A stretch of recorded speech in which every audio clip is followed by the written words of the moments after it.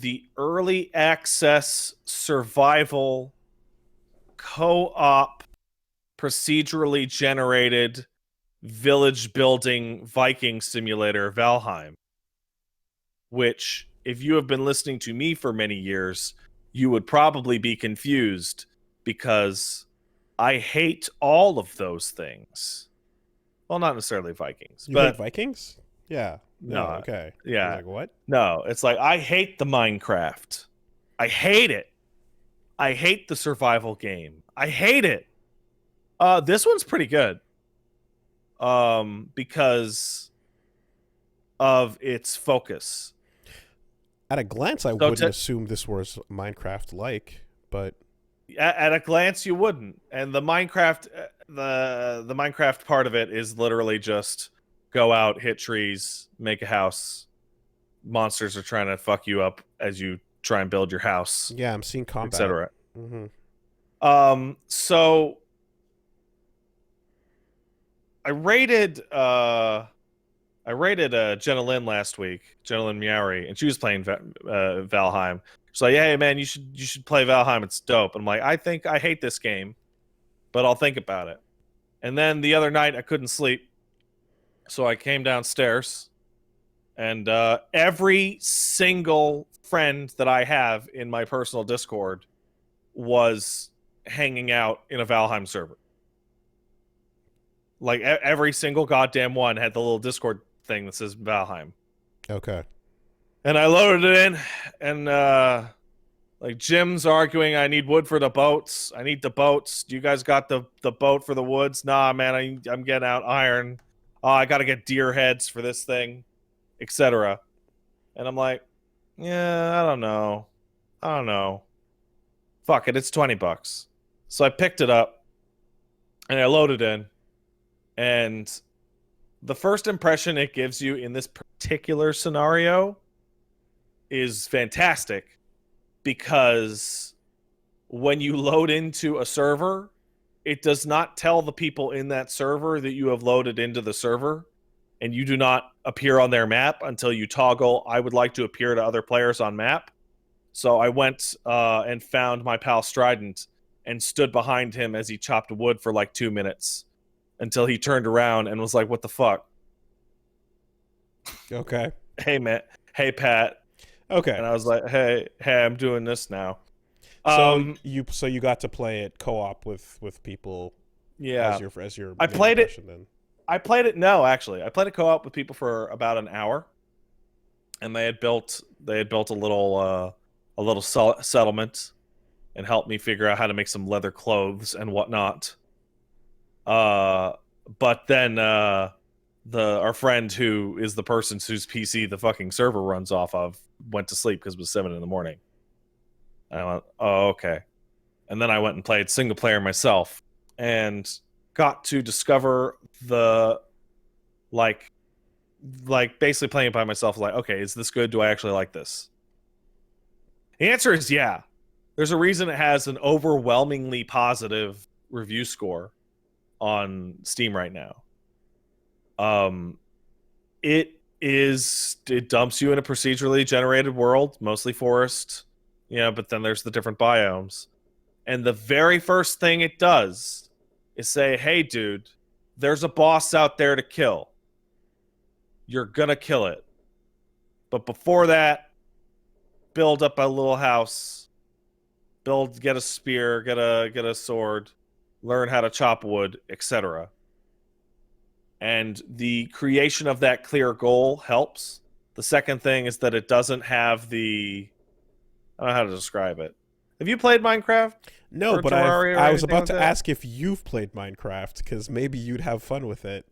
I played about 10 minutes of Minecraft, and my How biggest do you main problem know with that you Minecraft wouldn't love is... Minecraft?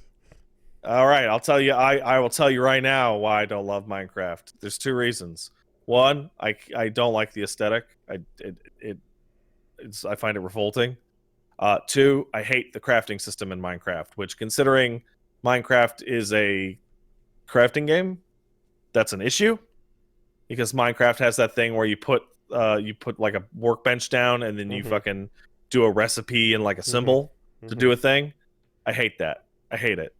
In Valheim, I kill a deer, I pick up some deer guts, and it says, "Hey, dude, you just learned how to make a deer cape. You need some bones, though." I'm like, okay, I can go get some bones, etc. It kind of plays like a low rent Dark Souls, like control wise, So and the fighting is placement of bad, but okay. the placement of the ingredients then is the issue, as opposed to just having them on a list. It's not just that. It's like you're not in this game. You're not compared to the average survival game. You're not eating food to not die. You're eating food to buff yourself. Just all these little things. Probably the thing I think is the most impressive is the housing system, where you first have to even up the ground with a hoe, and then you want to lay down a foundation, and then each piece that you snap into place will show you via color coding how structurally sound it is. And if you just start building straight up, it'll eventually turn red and your fucking house will completely fall apart. And so I was building like a small house, and I was experimenting with what angle of thatched roof houses I can get away with, or what if cross beams would help. It's not quite physics, but it is like a rule set based on how far you are from the ground, how flat the ground is, what the supports you have put in. Sounds like And it the would be best. Oh, sorry, after you. sounds like it would be fun with friends, but a lot more dry on your own. Yeah, it depends what you're looking for, because despite being literally the same game, it is communally completely different, right? Like as a solo player, it's you chilling out in the wilderness and making it your own. As a multiplayer, it's like you build fast. Mm-hmm. You build fast as shit, because travel time is a serious consideration. It's not like, say you got 5 people, you're not going 5 times faster. You're going like 15 times faster, because you no longer have to include travel time with any tasks. So probably the best example of what the game has going on that I think is really neat is, in order to sleep, you need a fire, which is pretty standard. But putting a fire in your house and sealing your house up kills you, because the smoke will pool up in your ceiling and make you die. And so you have to leave at least a hole out for your little house.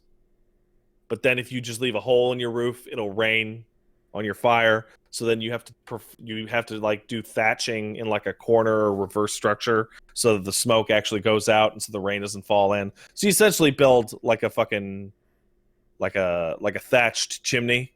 Mm-hmm. So once you build a house and get resources, what do you do? All right, so basically my morning was spent chopping down trees, building a house, getting armor, getting a spear, getting a shield, cooking food, etc. Yep. While Basic also needs trying taken to care of. Now what? yes, and also now equipped with kill items. I then go and figure out, how do I actually summon the boss? And apparently I need 2 deer heads that I throw on their altar. Then I fight the boss. Upon defeating the boss, I will learn how to make new tools. New tools will open up new types of, terraforming, scavenging, mining, etc., which I will then use to upgrade my house, upgrade Your myself, shit. Mm-hmm. then go kill boss. You're right. Okay. It is So that's Monster Hunter with way more time spent on the prep. and survival is a part of outside of boss fighting.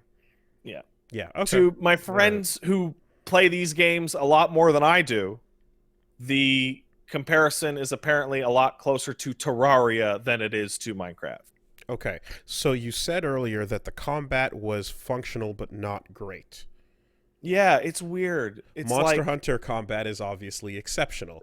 So yeah, exceptional. the goal being to go fight the boss that you build up towards.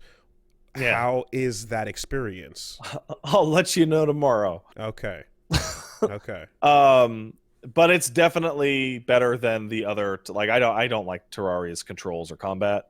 I don't like Minecraft's controls or combat. I don't like, it's just one of those things. Mm-hmm. This one, it's not the best, but it's good. Because if the goal is to do all of that to eventually build up to fighting the boss and then restarting the loop with all the loot you get, if the boss fight is really fun, then that's a golden loop, you know? Yeah, I was told, I had an idea, which was, hey guys, would it be smart to build my house near where the boss gets summoned? Because if I die, I want to be able to go fight the boss much more quickly. And then they said, don't do that because the boss will wreck your house. And I went, oh. So I put my house like a couple 100 feet away. And hopefully that's far enough. Can you fight it together? Oh, yeah, totally. As a group, and you do the... Okay. Yeah. It's 1 to 10 people. Okay. I learned earlier today, I posted a screenshot of my house and was told that I found like a Stonehenge looking series of rocks and was like, oh, cool, I can build a house in the middle and it'll look nice. And then I could put like a fence around the rocks.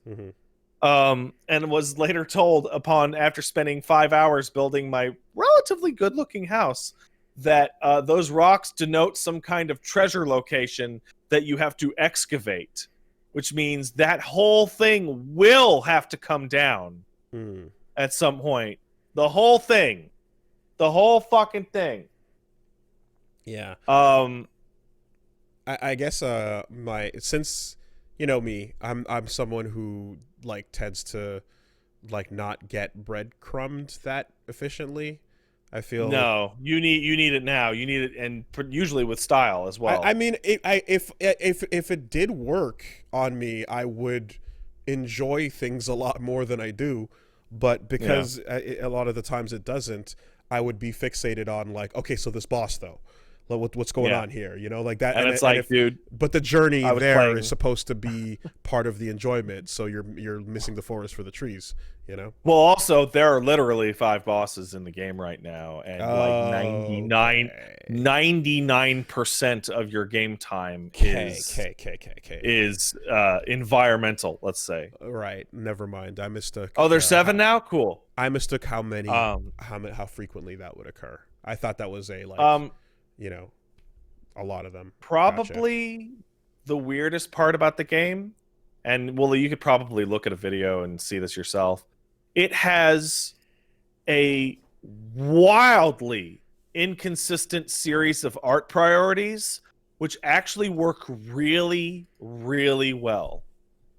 The texture quality on this game might be like, it's like a 2000s game. It looks like Quake in terms of texture quality. I'm going to send you a screenshot that shows it off really well. I'm looking There's like writing. I'm looking at screenshots screenshots of it. I can see the aesthetic choices for what they are. Right. Yeah. What it does have, however, despite like the texture quality and even the model quality being really low, it is throwing every graphical option ever. Not Valkenheim. What's it called? Valheim. I typed Valkenheim and that's the Guilty Gear character. That's For Honor. Sorry, that's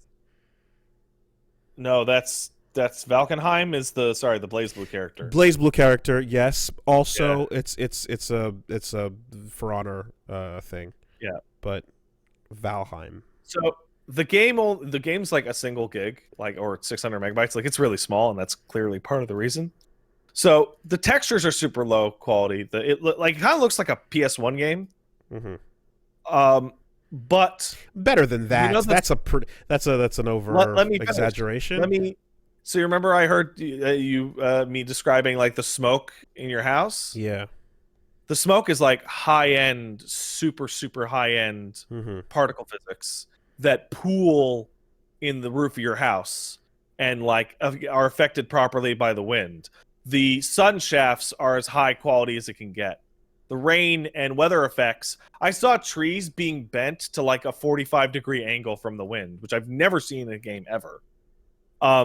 So it looks like it's fictional. Oh, the it's Octopath screenshots. Traveler Yeah, in 3D. yeah. Exactly. Because like the screenshots are deliberately this is a low poly character. These are like low poly environments, but they're high tech. But the texture quality is the texture quality is also, it's crisp, but it's also deliberately pixelated. So it is like, yeah, Yeah. it's an intentionally like retro look to some things. The characters are the most noticeable with the style that they're going for, and Mhm. I guess that's to kind of make it somewhat Minecrafty in Well, the I don't appearance of know. things. It runs on almost anything, and it's a tiny game that you can put on anything. Mm. But also it's the game's really weird looking. Like the water physics, the wind physics, the light physics, I guess you would call it. Like every special effect a game can have is turned up to the maximum, and it's being rendered on what is essentially like a giant open world PS1 game. So it really does look like whereas Octopath Traveler was for Super Nintendo games, this would be like the Octopath Traveler of like a PS1 game. Yeah, like some of the environments, some of the buildings do look like Firewatch level though, you know? Mhm. Uh but seeing the people themselves and like this staircase up close and like the actual like the deliberately pixelated textures on some of these surfaces, it's interesting. Yeah, Yeah. It does cool little things associated with the super gigantic size of like this type of procedural world. I was talking to my friends, and they said they had discovered one dungeon in 47 in-game days just by accident. They literally like tripped over it. Um, and they were spending most of the time that I was hanging out with them. They were trying to find a merchant because one merchant shows up in a single biome, and you just got to go find him. And that could be like, a 10 by 10 kilometer fucking area of deep forest. It's like, yeah, you want to buy a fancy helmet? Go find the fucking merchant. so if you start Go a get game on go get your friends and go get them. if you start a game on someone's specific PC server, can you um, do like Minecraft and kind of like create your own like world geography and rules, or is it Yeah. just Um iterating the main game? it's seems to be just iterating the main game, but like what happened was when I loaded in a brand new character and then showed up in my friend's thing, I still had to fight the first boss. Like they had all killed the first boss, but I still had to fight it to complete my progression, but they could help me with that. And when I discovered their little town, I also discovered that they had fucking deforested what looked like a 2 square kilometer area just to build like a 4 or 5 building town, Mm. which that seems realistic, I guess. But like I got to the area, I'm like, I don't think it used to look like this. They're like, no, it wasn't. It was trees all the way to the fucking river, You gotta make and sure it's there's no not that monsters in there. anymore. Yeah. Um, Probably the last thing that I'd like to mention, because it's one of the game's like little twists, is that it has a level system, and the level system is Oblivion's level system. Did you ever play that, Wolves? No, but I mean, I know what it is. So Oblivion's was, dude, did you jump? You get a little points to your jump skill. Did you use a shield? You get a little points to your block skill, right? And that is sailing, jumping, running, mining, wood cutting, blocking, hitting with clubs, hitting with axes, hitting with spears, et cetera, et cetera, et cetera, right? Um, but the interesting thing Mega about Man it, Zero leveling. I'm not Yeah, actually familiar, but that's let's just say, yeah. do the action, build the number. Yeah. Yeah. But the interesting thing about it is that your character's progression is saved to your character regardless of where they are. So I'm running my little pristine world where I just made a single little house. If my buddy Strident came by, his wood cutting is high enough that he can chop down trees in like 2 swings. It's taking me like 10 swings to chop down a tree. And what it means is that even if you were to join a new person's game or everybody, hey, let's all do a new server, if you were to keep the same characters, you would be able to build up back to where you were way faster. Like way faster. Because just the amount of time that you would have to spend on gathering materials or killing enemies would be like nil compared to what you started with. Which makes me actually think about, oh, maybe I will go and hang out in other people's servers and help them build a thing because my character will improve.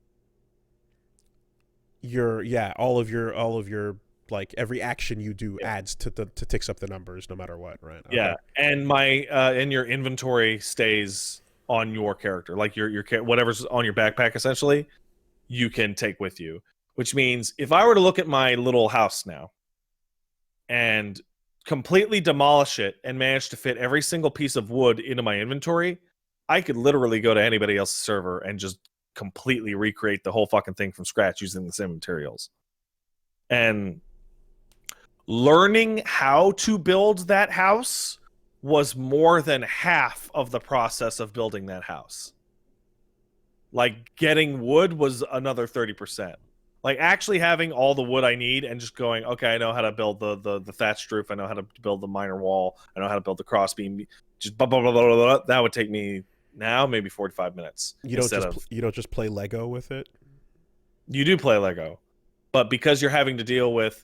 So, for example, when I built my house originally, I did not fully level the ground. And so parts of my house were farther above the ground than being flat on it, which meant that when I was building on the right side of my house, and I got up to the third level of thatched roofs, they all started to fall apart because I wasn't working on a strong enough foundation. So literally learning how the, like, not physics, but how the rules of what you can build on top of what in terms of structure, internalizing those means I can build the fucking next one super fast. Okay. And my buddy Creepy Porpoise was in the middle of building this gigantic fucking cross beam longhouse the last I saw her, and I don't know how the fucking cross beams even work, but they're probably good for something in turn keeping your fucking roof from falling down. Okay. It's cool. It's really cool. It's neat. I think it's neat. So that's Valheim. That's right. Is the name of the game there. I'm going to think of Valkenheim every time. That's just... Yeah, probably. It's going to auto-complete. Probably the weirdest thing that I have just saw today was that the devs were like, congrats, everybody. We hit 2 million sold. Woo, big success, right? And their fun fact was like the game's population is now multiples of magnitude larger than any amount of Vikings in all of history. Like there was a theoretical like maximum cap on the Viking community that was about 500,000 people at its peak. So there are 4 times as many people playing Valheim as there ever were Vikings. Oh my god. Which is, it's weird, right? That's just one of those scale things that's difficult to understand. But it's also the population of the planet at the time, you know. Was like what? Like 2 million? Fucking or 3 nothing. million or whatever the fuck it was. So, you know. It's one of these things where these games, there's a lot of these types of games, right? There's a lot of good ones. Terraria is maybe the best game that I own that I hate. I hate Terraria. I fucking hate everything about Terraria. I hate the way Terraria looks. I hate the way it controls. I think the way the bosses work is stupid. I don't like the nonsense with the upgrade shit. And I look at that and I go, oh, I hate it. I hate it so much. What an incredible game that I fucking hate. I hate that I hate Terraria. And it's just like the way this is done, the way this is done, the way this is done are the opposite of the way that I would want. Right? And same thing with Minecraft, same thing with Rust, same thing with all these types of games. But Valheim, finally, I'm like, oh, I actually like the way this thing does the things that it does. And building up a little settlement myself like brick by brick, is appealing. As you're just that point on the Vikings reminds me of something. I forget what I was listening to, but I heard something recently about how in real life knights were not as much of this big noble gallant group of people that were, you know, sworn to their lords and doing all these things, and there was a bunch of them that were really just bastard sons of nobility that couldn't really inherit anything. Oh yeah. And they kind of just went and hung out in the forest and were like big like ripping friends and just would just bro up, and they kind of were assholes until the concept of jousting was brought about as a thing for them to do, because these douchey bastard non-noble noble types were just hanging around terrorizing people. There's a long series of classes throughout history where it's like you got a feudal system, you have an entire underclass of people who are nobles or noble adjacent that will not inherit shit, and they will become a weird warrior underclass, which is which is the exact same thing as the samurai. And then that warrior underclass is going to tell you, actually, we are like the ballsiest super magic heroes ever. We are protecting the everything. We are the best. But they're just fucking sitting around. But they're just like, well, my older brother got the castle. Yeah. So, and I have no skills. But I'm rich.